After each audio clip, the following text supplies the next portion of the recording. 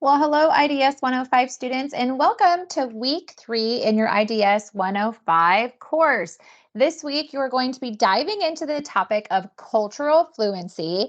And for this webinar, we're going to talk a little bit about cultural fluency, but we're also going to talk about the second project draft that you have due this week. Plus, we're going to talk about some situations you might find yourself in, maybe this term or another term, and the resources that you can utilize for your success. First and foremost, your experience here at Southern New Hampshire University is important to us. It's our policy and practice to create an inclusive and accessible learning environment. If there are aspects of instruction or course design that present barriers to accessibility, please notify the Online Accessibility Center, the OAC, as soon as possible at 866-305-9430. You can also email them at oac@snhu.edu or visit the Online Accessibility Center website. Couple of webinar reminders. This is an academic space, so always be mindful of your conduct. When you are in SNHU Connect, when you are on the First Year Experience YouTube pages, when you're in your classroom, those are always academic spaces.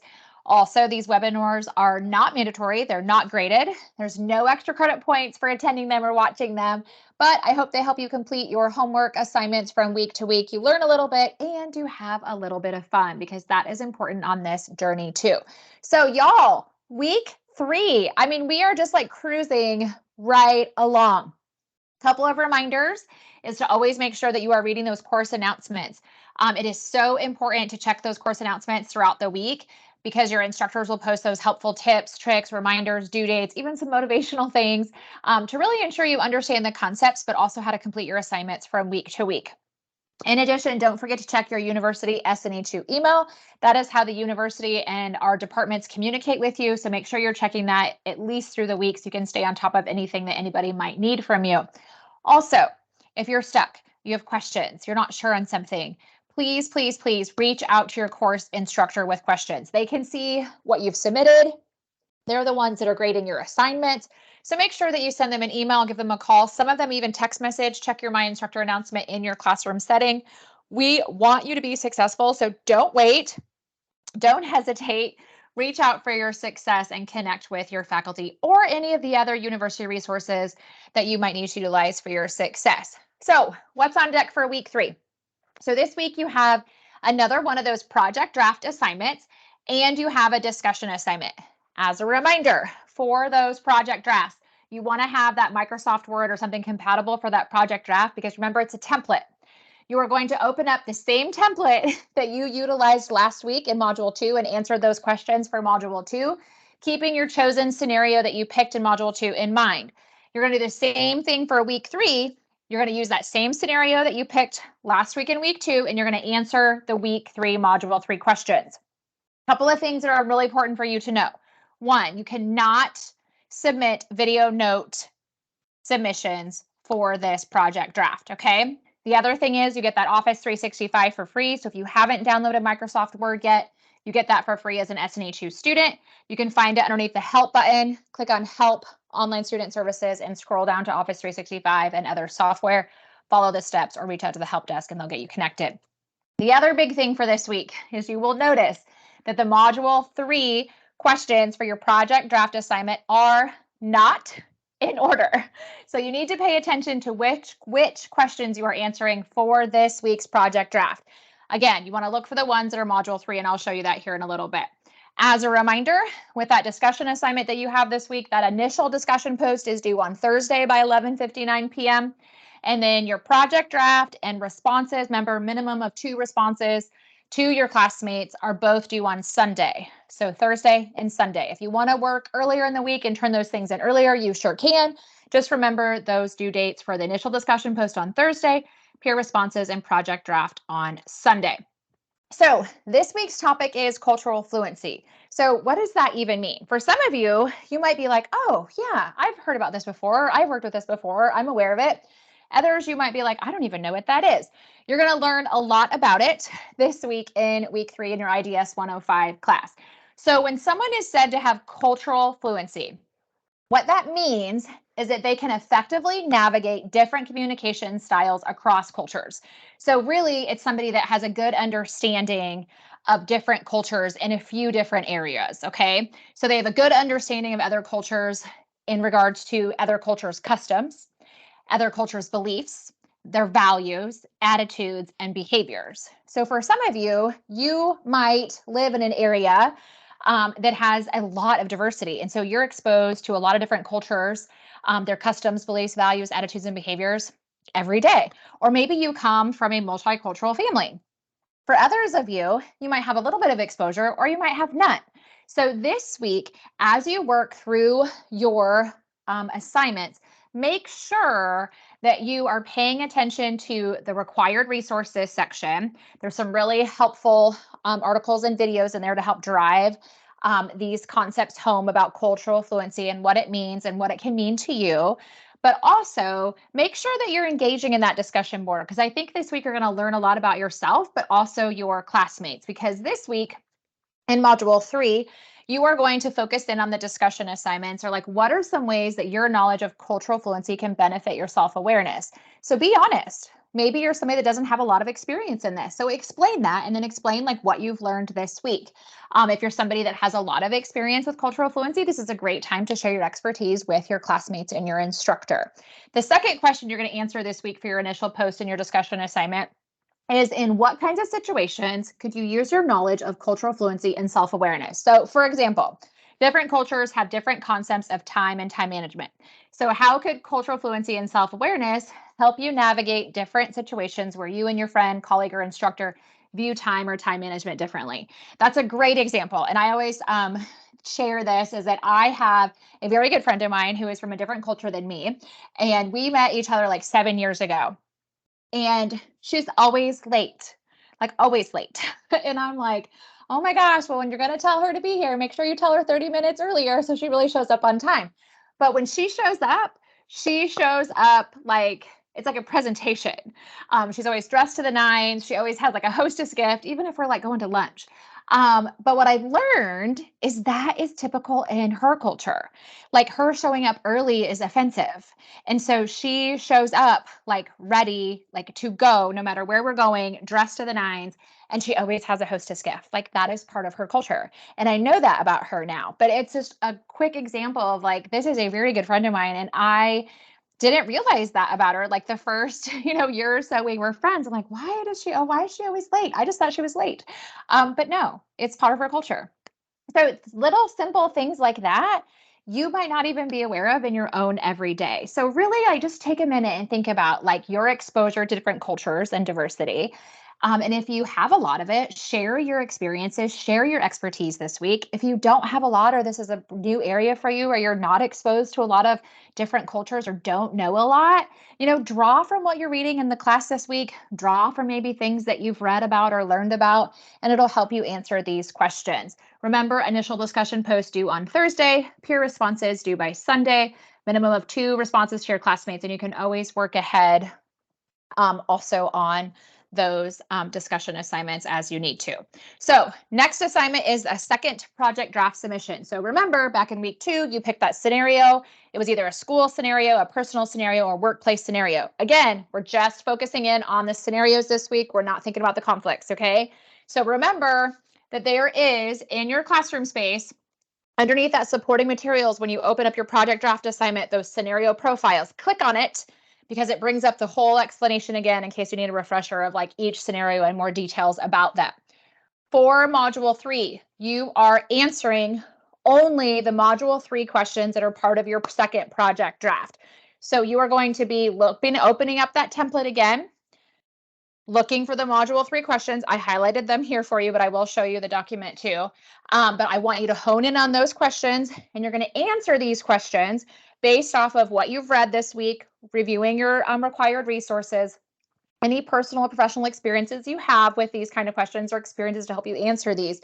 And you're only answering the module 3 questions, keeping the scenario that you picked in mind, because that is what you want to utilize to answer these, okay? So the other thing I wanted to talk to you about this week is that sometimes we can get stuck, have questions, like not be sure of something. And it might not be this term, but it might be future terms. So I want to remind you all that asking for assistance or asking for help can really make a difference in your college journey. So remember to push that easy button when you're stuck or you have something that comes up. I know it can be difficult sometimes to reach out for help. We don't want to bother anybody. We don't want anybody to think that we're less than smart. Maybe we've had a bad experience asking for assistance before, but let's take a deep breath and start new with SNHU and really advocate for yourself and your questions and the things that you're not sure of or you want to know more about. So as a reminder, you have so many university resources at your fingertips for your success. You can access them via that My SNHU when you first log in, kind of that university homepage. You can access them directly from the Brightspace classroom. At the top, you have the Shapiro Library, you have academic support, and there's that little help button. Click the down arrow and you can get to online student services and it pulls up everybody. And I'll show you guys that here in a minute. Remember that every department here at the university, you can call them. They have email addresses. From a faculty standpoint, some of your faculty may text message. Not everybody does. Some of them in FaceTime or Google Hangout, or they set up like Teams meetings in case you need something. But just know there's so many resources. And then of course you have these webinars for this class to help support your success. So as you're working through your term or as you're working through your journey, if you have questions on assignments or questions about like your classes that you're going to be taking, like don't wait, especially, if you're looking ahead a couple of weeks and you're like, gosh, I have questions on like week 5. Don't wait till week 5. Ask now. That way you can kind of plan and ask early and be prepared. Maybe you have something coming up in your life. Plan ahead, be proactive. That way you can stay on track in your classes. But also know that if you're stuck or you don't understand something, push that help button. Reach out to your advisors, reach out to your instructors. The biggest thing I can tell you is, I don't know why, but y'all students are always so nervous to reach out to us faculty. Like we don't bite, okay? We are the ones that are grading your assignments. We're the ones that see the work that you put in. We're the ones that can see like when you submitted something, how you submitted something, or if you didn't. So reach out to us so we can help answer those questions that you might have or make sure that you feel supported, because that's why we're here. We want you to be successful in your class. So if you ever like get a graded feedback or get feedback back from an assignment that got graded and you're not sure what it means or you need more explanation, reach out to your instructor and ask. That way you can make sure that if the next assignment can be successful. Always let us know when there's a situation. So, life happens. It happens to us as your faculty too. We're human also. So kids get sick, technology breaks, Wi-Fi goes out, baby might come early, baby might come late, your work schedule might change, you might have to like take on some overtime or travel last minute, or you're going to be gone for the weekend and you thought you're going to be able to have Wi-Fi and be proactive and then you don't have Wi-Fi.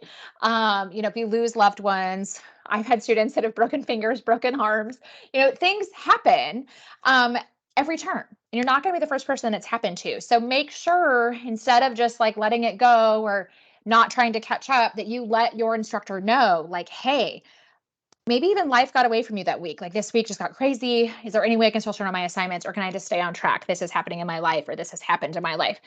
Let us know.